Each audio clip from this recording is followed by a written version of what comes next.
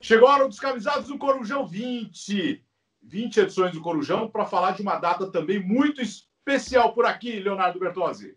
É isso, Alex Seng, estamos juntos, porque, bom, 50 anos do Tri, né? E a Seleção Brasileira de 70 é uma das equipes mais icônicas de todos os tempos, para muitos a maior reunião de jogadores de futebol da história. E os 50 anos daquela final Brasil 4, Itália 1 foram muito e justamente lembrados. E a Copa de 70, tecnicamente, para muita gente, a maior Copa já disputada em termos de nível, em termos de qualidade das seleções. 4 campeões mundiais nas semifinais, né? Então, enfim, para muita gente é a maior Copa da história, né? Bom, ninguém tinha nascido, né? Não. Tá. Então, quando vocês tiveram esse primeiro contato com a Copa de 70? Alguém lembra de quando teve alguma lembrança do tipo, puxa, meu pai falou da Copa de 70, você viu alguma coisa? Quando vocês tiveram esse primeiro contato com a Copa de 70, Gustavo? Alex, no meu caso, assim, é quase que um dos primeiros contatos com futebol também. Então, assim, você tem o seu primeiro contato com futebol, aí quando você começa a pesquisar, ler, querer entender um pouquinho, você automaticamente no Brasil sabe do que foi a Copa de 70, do que foi o Brasil, do que foi o Pelé. Né? Então, assim, no Brasil, eu acho que é uma relação automática com o futebol, acima de tudo pelo Pelé. Né? A gente fala de futebol, fala de Pelé. Fala de Pelé, fala da Copa de 70, daquele time espetacular, com Carlos Alberto, Brito, Piazza, o Gerson, Rivelino, uma reunião, Jairzinho, uma reunião de talento, Tostão, uma reunião de talento, Clodoaldo e o Félix, acho que eu citei todo mundo, acho que não citei na ordem exata, mas acho que citei todo mundo. Então, assim, é automático para o Brasil, e é provavelmente a seleção mais icônica do Brasil em todos os tempos. Sabe? E aí, consequentemente, do mundo. Sabe? Quando a gente fala de uma seleção marcante, é o Brasil de 70. Eu até acho que isso rende uma boa discussão se foi ou não a melhor. Porque o Brasil em 58 tinha Djalma Santos, Nilton Santos, Didi, Garrincha, Pelé, o Zagallo. A reunião de talentos em 58 era extraordinária, assim como em 70.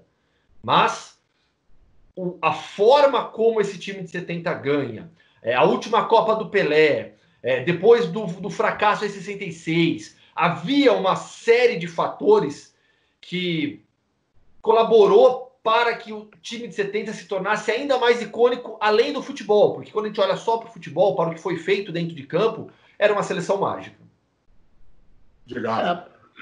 Não, estou tentando pensar se tem uma resposta mais concreta assim, sobre o quando tive contato. Eu acho que não dá para saber exatamente. Eu, inclusive, acabei, aí diferentemente de vocês certamente têm um pouco mais desse impacto. Eu não vivi o período, quer dizer, até vivi, mas não lembro, né? Era pequeno. O período em que o Brasil acabou passando muito tempo entre o Tri e o Tetra.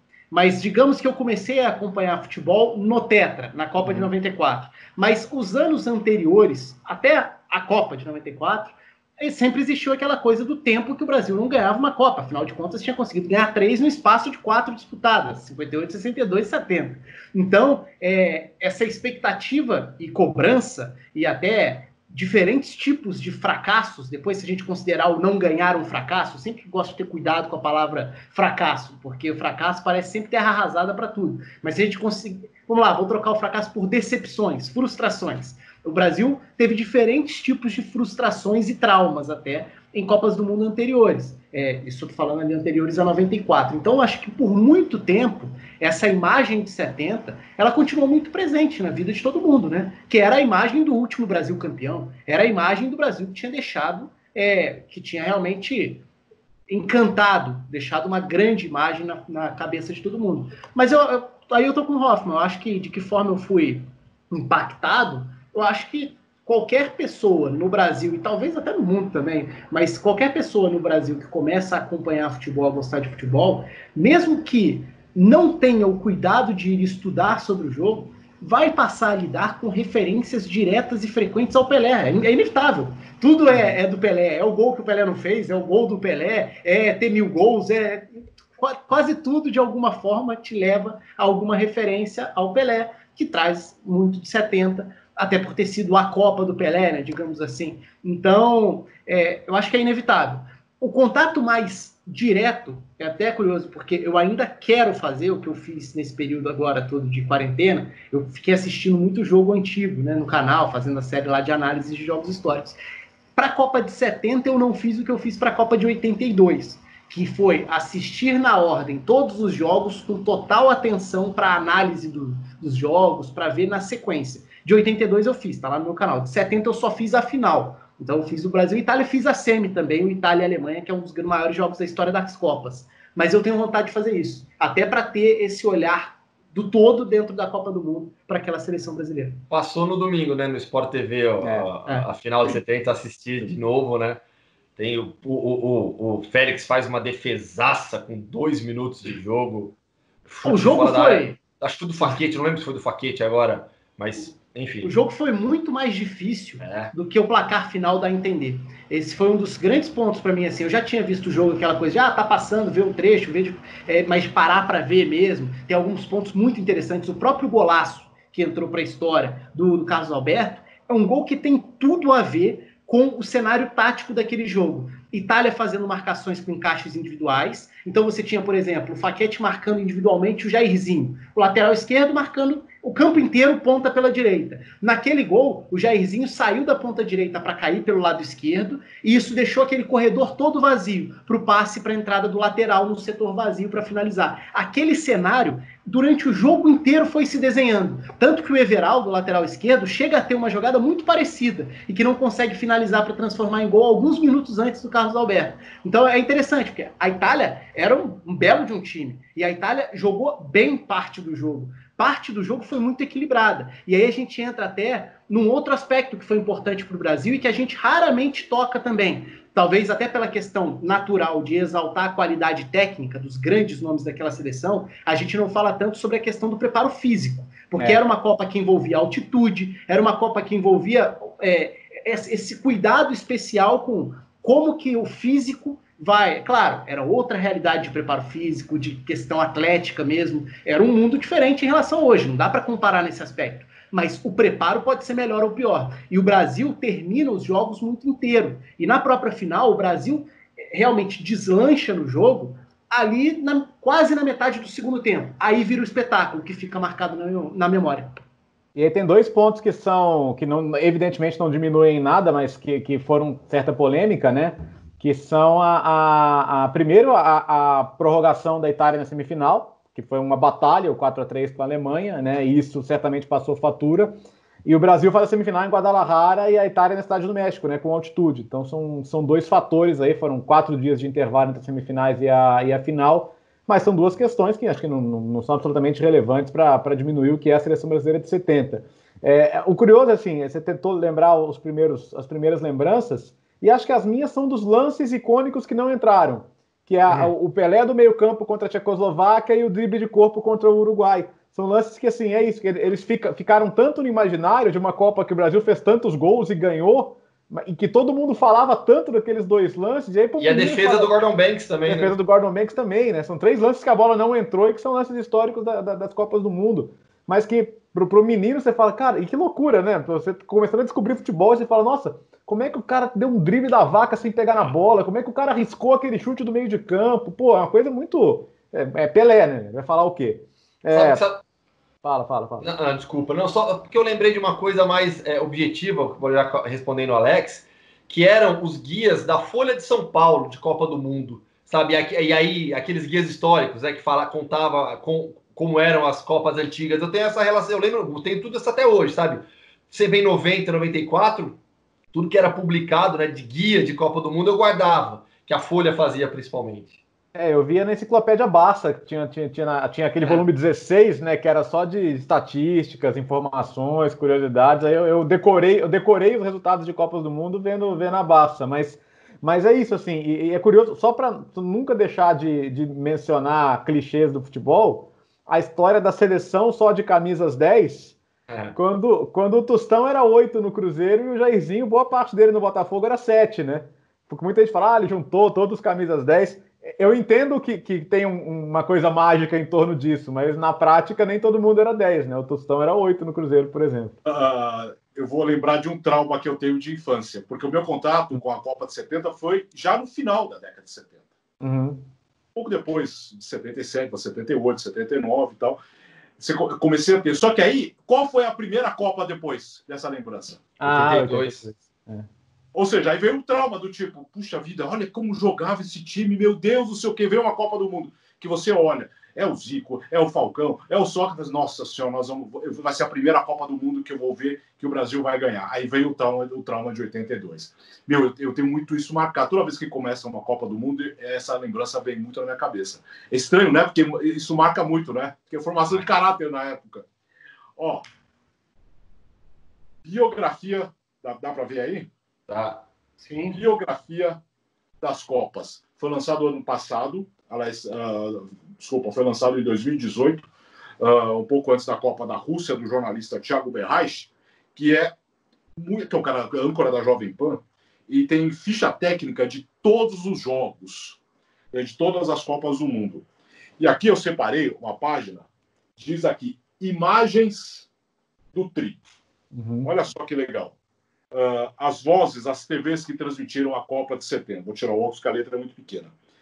Televisão, rede associada de televisão, que era a TV Tupi. Walter Abrão, Oduvaldo Cosi e Fernando Sasso, os narradores. Rui Porto e Geraldo Pretas eram os comentaristas. Na Globo, Geraldo José de Almeida e João Saldanha. Agora, as emissoras independentes, que era o Grupo TV Bandeirantes. Fernando Soler, que foi homenageado do Esporte Espetacular, né, com o Galvão, e Leônidas da Silva. Olha só. Leônidas foi um enorme comentarista de futebol do Brasil. Pouca gente sabe disso. Além de ter sido um dos maiores jogadores da história também. Né? Com o Osmar Santos na Jovem Pan, inclusive. Né? Era espetacular. Aí tinha o rádio na Copa de 70, que era o espetáculo. Emissoras associadas. Rádio Tupi do Rio, Tupi São Paulo, Tupi Rio, Guarani de Belo Horizonte e Rádio Clube de Pernambuco. Do Alcei Bueno de Camargo, no Rio, Haroldo Fernandes, em São Paulo, J. Júnior, pela Guarani, Ivan Lima, de Pernambuco, e Rui Porto era o comentarista.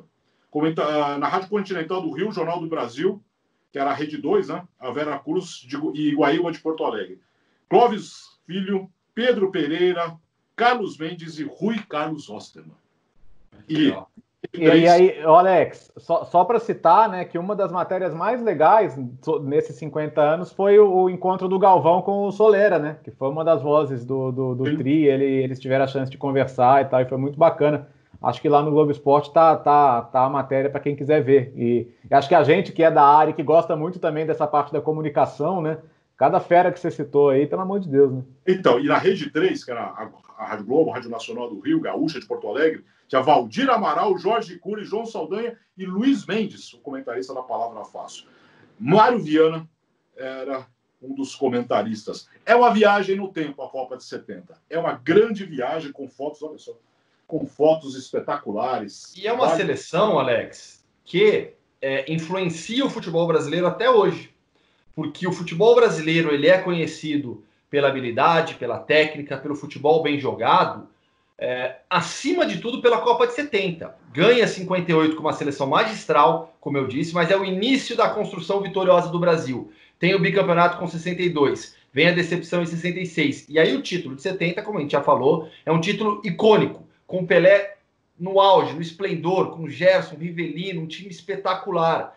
Então, o time de 70 carimba de vez no futebol brasileiro a ideia do jogo bonito, do jogo bem jogado, do jogo técnico. Vem 82, a decepção de 82, mas aquele carimbo continua, e aí o Brasil vai construindo sua história no futebol. Mas eu acho que a ideia do futebol técnico bem jogado se deve muito ao que foi a seleção de 1970.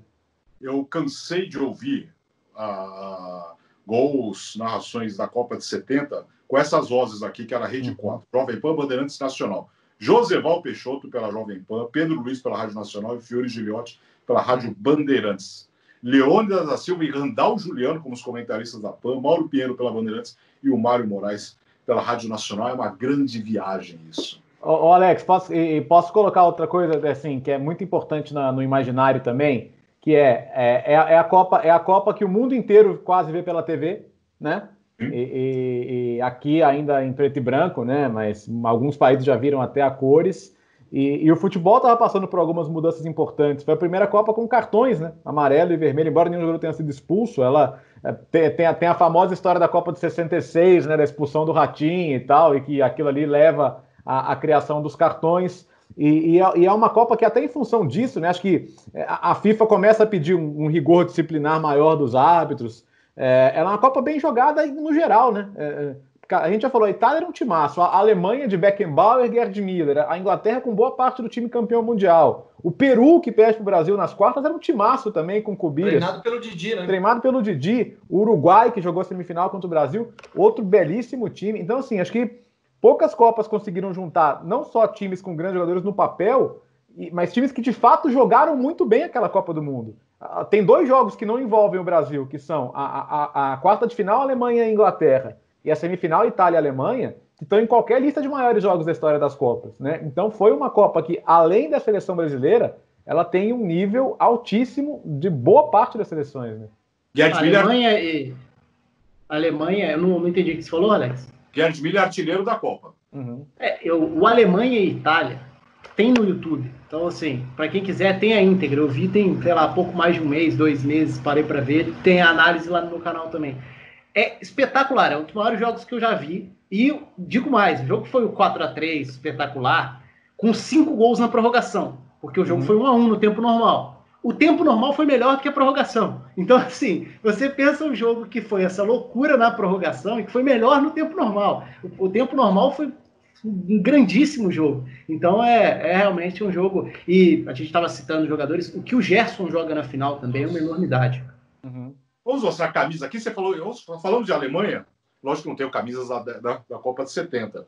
Mas aqui, deixa eu ver. Essa na França sua aí. A minha aqui é anos 60, viu, Alex? A branca da Itália é retrô anos 60, então tá quase.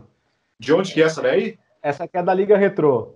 Ela é mais perto daquela de 68, né, que ganha Euro, e essa semana até morreu o Pierino Prati, que foi um dos principais jogadores daquele time. Belíssima. Bonita essa. Algumas décadas depois. Sim. Tem 3 alemães que eu achei aqui. Essa aqui acho que eu já mostrei em algum momento. Essa é da Copa das Confederações de 2005, se não me engano. Isso. E essa aqui que eu acho legal pra caramba. Diferente, mas... Vale também. Tem 2 da Alemanha aqui, Alex, se você quiser mostrar. Ó. Deixa eu ver. A rubro-negra, né? Sim. Da Copa de 14, contra o Flamengo. Sim. E a tradicional. Bonita, hein? Bom, de seleções que jogaram a Copa de 70, essa da Inglaterra, cara, eu gosto muito. Essa aqui, uma das primeiras... Essa é a Copa de 10? Uma das primeiras que era camisa polo, assim. Eu achei bem legal essa daqui. Eu tenho 2 essa daqui. Essa daqui, que é estilo Gustavo Hoffmann, né? Pijamão. Obrigado. Uruguai. Ó, aqui, Alex, também. Eu gosto, hein? Gosto. Uruguai. E assim, só para não deixar passar, a carga emocional da semifinal Brasil e Uruguai é uma coisa assim, tava todo mundo, pelo que a gente ouve, tava todo mundo se tremendo, para não dizer o mínimo, porque era 20 anos depois de 50, era 20 anos depois de 50. Próximo, né? 50 estava muito vivo. Se a gente pensar que a gente fala muito de Copa de 90, que a gente viu e tal, mas que faz 30 anos, em 70 fazia 20 anos da Copa de 50, ou seja, era uma memória viva pro povo brasileiro. Então viveu-se aquela semifinal com um peso emocional muito grande, né? Assim, a gente, até hoje, a gente fala se tem um Brasil-Uruguai em um momento decisivo, a gente fala de 50. Imagina falar de 50 em 70. Tem gerações que viveram aquilo. Gustavo, em 89, Brasil e Uruguai decidiu a Copa América no Maracanã e era o assunto, né? Porque era uma final Brasil e Uruguai no Maracanã. Aliás, igualmente, era uma última rodada de quadrangular, né? Exatamente igual em 50, né? Essa aqui não jogou a Copa de 70, mas vale, viu? Olha que legal. Era calma, tem muito filme. Essa é legal, hein? É bonito. Essa tem um cheirinho de fracasso também, né? Que foi a época que a França ficou fora das Copas, né? Cheiro de camisa velha também. Mas acho que essa já é da Euro de 96, se não me engano. Euro de 96. Pode Foi ser. na Inglaterra. Tem mais alguma coisa aí, Gustavo? Eu tenho mais algumas camisas de seleção aqui. Tem mais da. Eu estou usando uma da Rússia, né? Tem mais aqui da Rússia, ó. Essa aqui, ó. Yalan Zagoev. Eu tenho uma da Irlanda. Eu gosto que a Irlanda vende camisa com patrocínio, eu acho o máximo. Eu tenho uma da Irlanda com patrocínio. Eu não tenho nenhuma de seleção com patrocínio. Eu tenho a camisa do Charlie Brown. Eslovênia. Olha, essa daqui eu gosto bastante, viu? Olha. Espanha. Espanha. Eu olho essa camisa e eu lembro do Luiz Henrique. É. Bonita, hein? Eu tenho uma alternativa aqui, ó. Deixa eu ver. Liechtenstein. Fala direito, Léo. Como é que é? Como que é? Liechtenstein. Não, Tá certo, velho. Vem com o autógrafo do Mário Frick, não? Não veio. Mário Frick é ídolo do Biratã, cara. Sim. Jogou no Verona. Alô, Bira, e para fechar, essa aqui também eu gosto bastante. Argentina. Essa é clássica também. Bem Vocês estavam falando sobre diferença de anos aí, de épocas, o fato de 50 e 70 estarem relativamente próximos, né? Esse distanciamento histórico acaba mostrando isso e a gente vai percebendo.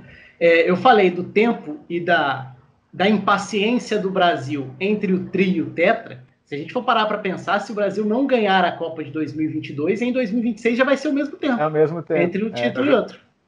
De 70 para 94 é a mesma coisa, de 2002 para 2026. Tá, para fechar o assunto, qual foi o primeiro trauma de vocês em Copa do Mundo com a seleção brasileira? 90, o Canidia. Foi a minha primeira Copa, né? Eu sou de 1981. Minha primeira Copa, eu já expliquei isso aqui no Corujão, né? Assim, na minha casa, ninguém gostava de futebol. Meus pais nunca ligaram, né? Então eu criei a paixão pelo futebol quase que por conta própria. Então, 86 eu não acompanhei, 90 foi minha primeira Copa e eu lembro sentado sozinho na sala de casa, morava em Campinas, assistindo o jogo e vendo a derrota do Brasil para a Argentina, 1-0, gol do Canidia. E eu não fiz a quantidade de análises que o Rafa fez, nem fiz específicas de jogos, né? Falei um pouco mais de maneira genérica, e eu assisti de novo, nessa quarentena, pela primeira vez, Brasil 0, Argentina 1, gol do Canidia na Copa de 90. Eu nunca mais tinha assisti nessa quarentena de novo, e foi um jogo bom, em que o Brasil foi melhor, criou mais oportunidades, foi castigado no final com a jogada do Maradona e o gol do Canidia. Alex, eu lembro de 86, mas agora, te falar que com 5 anos eu fiquei triste, chateado, eu ia estar mentindo, cara. Eu só tenho flashes, assim. Eu lembro do dia do jogo, eu lembro das pessoas chateadas. E esse é um jogo que, parando para ver depois, também é outro jogaço. Brasil e França de 86, duas seleções de altíssimo nível, pô, Careca, Platini, meu Deus, para citar só os caras que fizeram os gols, mas esse é outro grande jogo que vale a pena parar para ver. Eu senti muito pelo Carlos daquela Copa do Mundo, nossa. Eu sou de uma geração meio mal acostumada, né, que cresce vendo a seleção ganhando tudo o tempo inteiro, ou quase o tempo inteiro, porque eu começo a acompanhar, eu já lembro muito onde eu estava e tudo, em 94. Aí, naturalmente, o trauma, que não é muito trauma para mim, não, mas foi 98, né? Foi a derrota na final da Copa, a expectativa que foi criada e tudo, a questão do Ronaldo, a frustração, sem entrar nada de teoria da conspiração, pelo amor de Deus, mas foi a derrota, a primeira relevante que eu vi. Mas mesmo assim, depois você já ganhou outra Copa do Mundo, né, 2002, então foi um período muito de mal acostumado mesmo, acho que de uma geração mal acostumada ali, com uma década muito fora da realidade, mas 98 foi para mim. Eu lembro muito de 82, depois 86, trauma muito grande, e depois a perseguição para cima do Tele Santana, né? Sim. Depois das duas Copas. Nossa Senhora, como eu senti naquele período, na Copa de 86, acho que era na Globo era o Osmar e o Zagallo. E, nossa, eu torcendo, e aquele pênalti do Carlos, nossa Senhora. Engraçado, né? Porque você fica carregando isso, porque 82, 86, depois vem 90, foram 3 Copas seguidas, para mim, muito difíceis, né? Você se assiste e acontece tudo isso. Mas enfim. Mas e a primeira boa lembrança? Do Rafa é fácil, 94, né? Sim. Sim, eu acho que 94, né? Então, sabe, então, eu vou ser bem específico, porque assim, é algo que me marcou demais. Eu lembro muito de um jogo, tá? De uma Copa América que o Brasil não ganhou, mas aquele Brasil 3, Equador 1, Copa América de 91. Gol do Luiz Henrique. Eu não sei por quê, mas esse jogo, eu tenho uma lembrança muito viva desse jogo, de como eu assisti, de como eu comemorei o gol do Luiz Henrique, né? Na casa dos meus pais, né? Teve lá, eu tinha uma coleção de latinha assim. Eu lembro na hora que saiu o gol do Luiz Henrique, eu gritei, né? Gol! Peguei uma almofada, joguei a almofada assim para comemorar, derrubei todas as latinhas. Era uma época que para ver televisão, e só os mais velhos vão se lembrar. Eu amarrava o cabo da cortina na antena, botava bombril para pegar direito. Então, assim, eu lembro muito desse Brasil e Equador. Juro que minha primeira lembrança positiva de seleção brasileira, sabe, de emoção, é esse jogo Brasil e Equador. Uma época tumultuada da seleção ainda. Eu tenho uma retificação a fazer, já que a gente abriu o leque, saindo um pouco de Copa do Mundo. O primeiro trauma meu não foi 98, foi 96. Foi a Nigéria. O Canu. O Canu ele você já falou com o Zé Elias sobre isso? O Zé, então, é um dos responsáveis pelos seus traumas de infância. Então, se tiver valendo a Olimpíada, um grande momento para mim é a Olimpíada de 88, semifinal Brasil-Alemanha com o Tafarel, cara. Que pega pênalti no final do jogo, depois pega nos pênaltis e o Brasil ganha e foi bem legal. E se a gente sai de Copa do Mundo, o vexame tem, para mim, é o 4-0 do Chile em 87, na Copa América da Argentina. Bassay e Letelier, seleção brasileira totalmente perdida. Eu lembro um pouco desse jogo também. Em 94 eu fui, cara, nos 2 primeiros jogos da Copa. Meu pai me deu de presente e eu fui contra a Rússia e contra Camarões. Foi bem legal. Depois, enfim, voltei para ver os outros jogos aqui, mas eu participei da campanha do Tetra também. Seleção brasileira sempre rende muito assunto. É isso, né? Fechamos. Rendeu, hein? Aqui no Descamisados, fique ligado também no Assiste aí Hoffman, no Bertozzi pelo Mundo e também no Rafael Oliveira Futebol. E nós voltamos semana que vem com o Corujão. Tenho sugestão, hein, Alex? Tenho sugestão para o seu canal na semana que vem. A gente podia falar um pouco sobre a história do futebol no rádio do Brasil. Porque nem todos sabem, mas o Alex tem um conhecimento de rádio esportivo absurdo. E como hoje você deu já uma pequena amostra falando da Copa de 70, a gente podia falar sobre isso. E até eventualmente com um convidado, hein, Alex? Tem muita gente boa. Bora, tem o Luiz Roberto, tem um Amigão. Tem tanta gente boa que podemos conversar. Vale o papo, hein? Fica a dica. Do confinamento lá, né? Mas vale esse papo. Até semana que vem com o Corujão 21. Valeu.